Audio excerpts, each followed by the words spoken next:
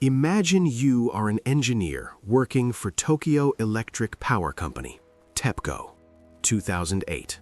You are reviewing safety at the Fukushima Daiichi nuclear power plant. The plant sits on the coast, directly facing the Pacific Ocean. Your job is to assess tsunami risk.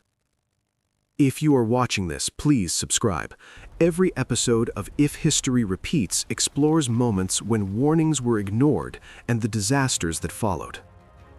You study historical records. In 869 AD, a massive tsunami hit this region. In 1896, another one. The waves were enormous, tens of meters high. You run simulations, calculate possibilities, and your conclusion is clear. A tsunami over 15 meters high could hit Fukushima. The plant's seawall is 5.7 meters, nowhere near enough. You write a report. You present your findings. You recommend raising the seawall, relocating the backup generators. They are currently in the basement. If a tsunami floods the plant, the basement will flood first. The generators will fail. Without backup power, the reactors cannot be cooled. Meltdown becomes inevitable. Your superiors review the report. The cost estimate comes back. Raising the seawall, moving generators, upgrading systems. Expensive. Very expensive. And here is the problem. A major tsunami has not hit in over a century.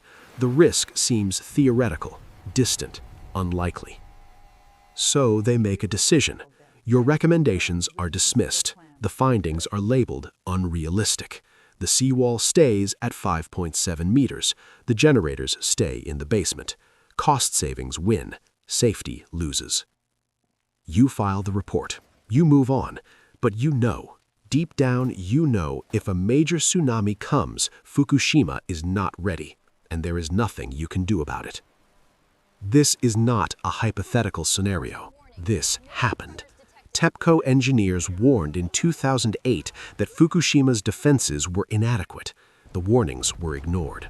3 years later, the tsunami came, and everything the engineers predicted came true. March 11, 2011, 2:46 p.m. A massive earthquake strikes off the coast of Japan. Magnitude 9.0, one of the most powerful earthquakes ever recorded. The ground shakes violently. Buildings collapse. But the earthquake is not the main threat. The earthquake triggers something worse, a tsunami.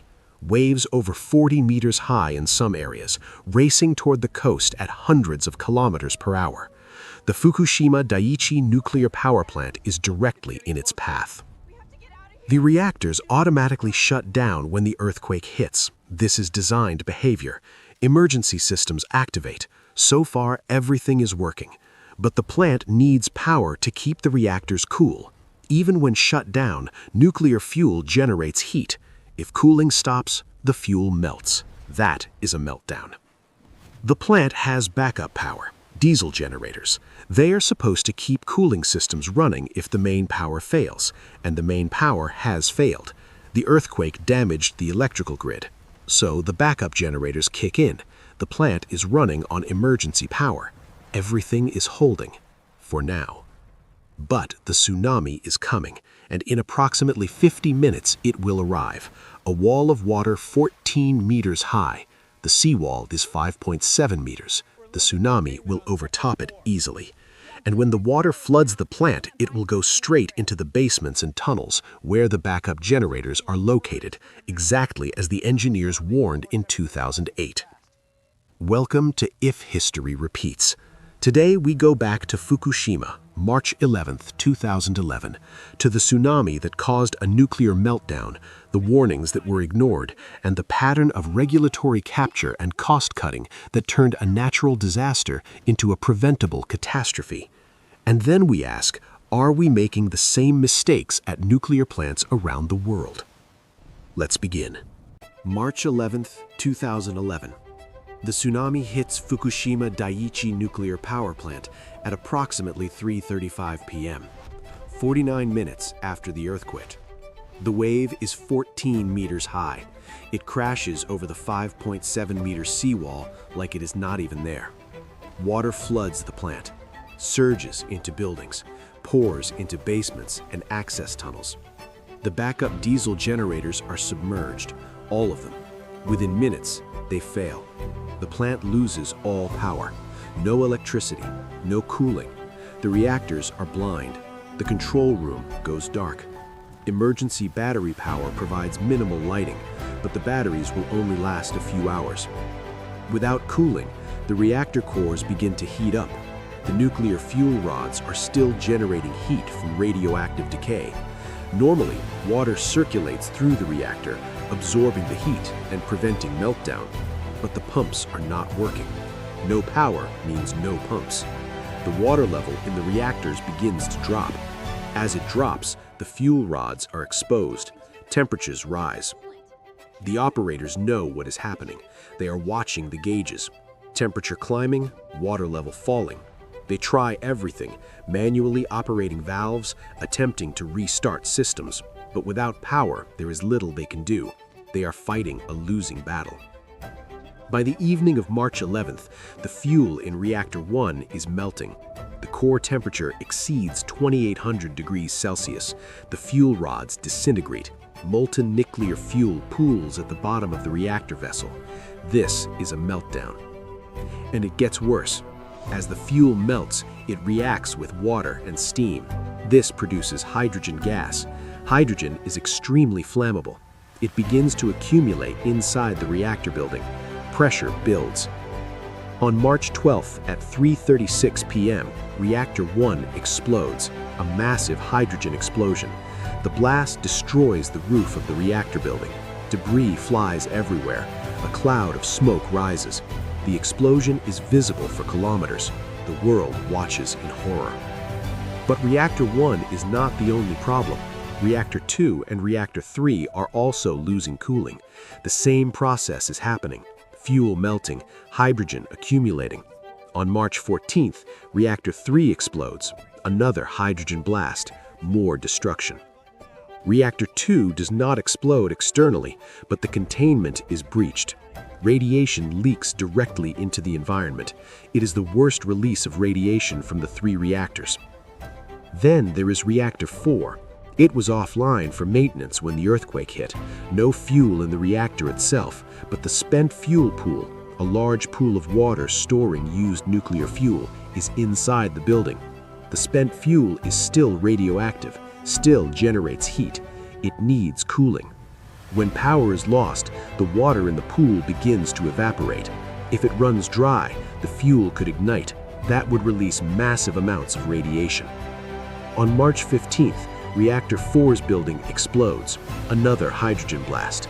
Later investigations show hydrogen leaked from Reactor 3 through shared ventilation, but the damage is done. 4 reactor buildings destroyed or severely damaged. 3 reactor cores melted, radiation spreading. The Japanese government orders evacuations.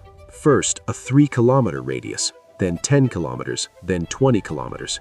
Over 150,000 people are forced to leave their homes. Many will never return. Workers at the plant are heroic. They stay. They fight to prevent total catastrophe. They vent reactors manually to release pressure, knowing it will release radiation. They dump seawater on the reactors from helicopters and fire trucks. Desperate measures. Many workers receive dangerous radiation doses. They are called the Fukushima 50, though there were more than 50. They risk their lives to prevent worse. Radiation leaks into the air, into the ocean. Contaminated water from cooling efforts flows into the sea. The fishing industry is devastated. Farmland is contaminated. Foods from the region are banned. The Japanese government and TEPCO are criticized for slow and inadequate response. Information is not shared quickly. Radiation levels are downplayed. Evacuation orders are delayed. Trust collapses. International observers are horrified. This is the worst nuclear accident since Chernobyl in 1986. A modern, developed country with advanced technology suffers a nuclear meltdown. If it can happen in Japan, it can happen anywhere. Investigations begin. How did this happen? The answer is damning. TEPCO knew. Engineers had warned in 2008 that the seawall was inadequate, that a tsunami over 10 meters was possible, that the backup generators were vulnerable to flooding. The company chose not to act. Upgrading would cost money. It would require shutting down reactors temporarily. Profits would suffer. And there was regulatory capture. TEPCO had close ties to government regulators. The nuclear industry in Japan was powerful, politically connected. Regulations were weak. Enforcement was lax. The company was allowed to prioritize cost over safety. And when disaster struck, the consequences were catastrophic. Criminal charges were filed against TEPCO executives. In 2019, they were acquitted. The court ruled that while the tsunami was foreseeable, the executives could not be held criminally responsible for not preventing it. No one went to jail. The cleanup continues today, over a decade later. Decontamination efforts, dismantling reactors, storing contaminated water. The cost has exceeded $200 billion. The exclusion zone remains. Towns are abandoned, families displaced, lives destroyed. Fukushima was not a natural disaster. The earthquake and tsunami were natural, but the nuclear meltdown was not. It was the result of ignored warnings, inadequate regulation, and corporate decisions that prioritized profit over safety. And when disaster struck, the consequences were catastrophic. The engineers were right. The seawall was too low. The generators were in the wrong place. And when the tsunami came, everything they predicted happened exactly as they said it would. So here is the question. Have we learned the lessons of Fukushima? Are nuclear plants around the world safer now, or are we repeating the same mistakes? The answer is mixed. Some lessons have been learned, some have not. After Fukushima, many countries reviewed nuclear safety. Plants upgraded tsunami defenses, backup power systems were improved, emergency procedures were revised, regulatory agencies became more vigilant in some places. But in other places, the same problems persist. Aging nuclear plants with outdated designs, regulatory capture where industry influences oversight, cost-cutting that defers safety upgrades. The calculation remains, the cost of improvements now versus the cost of a disaster later. And too often, the disaster seems unlikely enough to gamble. There are nuclear plants built near coastlines, near earthquake zones, near floodplains. Some have inadequate seawalls. Some have backup generators in vulnerable locations. Some rely on systems that have not been fully tested under extreme conditions. Fukushima showed that a combination of natural disasters can overwhelm defenses.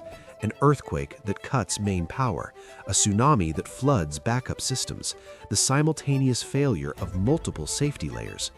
Defense in depth only works if each layer is actually robust.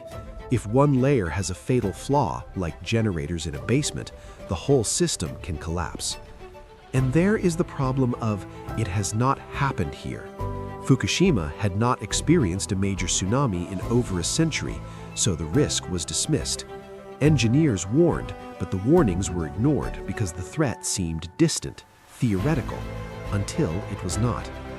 This is the pattern. Experts warn about low probability, high consequence events, but because they are low probability, the warnings are not taken seriously. Then the event happens, and everyone asks, how could we not have seen this coming? But people did see it coming. They warned, they were ignored. If you made it this far, thank you. On March 11, 2011, a tsunami hit the Fukushima Daiichi nuclear power plant. The seawall was too low. The backup generators were in the basement. 3 reactors melted down. Over 150,000 people were evacuated. The disaster was preventable. Engineers had warned in 2008 that the plant was vulnerable. TEPCO dismissed the warnings. Cost and convenience trumped safety. And when the tsunami came, the disaster unfolded exactly as predicted. No executives went to jail. The pattern continues. Share this with someone who refuses to look away. Next episode, Gulf of Mexico, April 20th, 2010, the Deepwater Horizon oil rig. 11 workers are drilling nearly a mile beneath the ocean's surface, an exploratory well for BP, the deepest offshore oil well ever attempted. But there are problems. The well is unstable. Pressure tests are failing. Warning signs everywhere. Workers report concerns. They are told to keep drilling. The schedule is behind. The rig is costing BP $1 million a day. Delays are expensive, so corners are cut, safety procedures are skipped, and then at 9:49 p.m., the well explodes. A massive blowout. Methane gas erupts from the ocean floor. It ignites. The rig becomes an inferno. 11 workers die in the explosion. The rig burns for 36 hours before sinking, and the well, a mile below the surface, is fractured. Oil begins pouring into the Gulf of Mexico. 87 days, 4 million barrels of oil, the worst offshore oil spill in history. The company that cut corners, the regulators who looked the other way, and the workers who paid with their lives. I am if history repeats, and history always has something to say.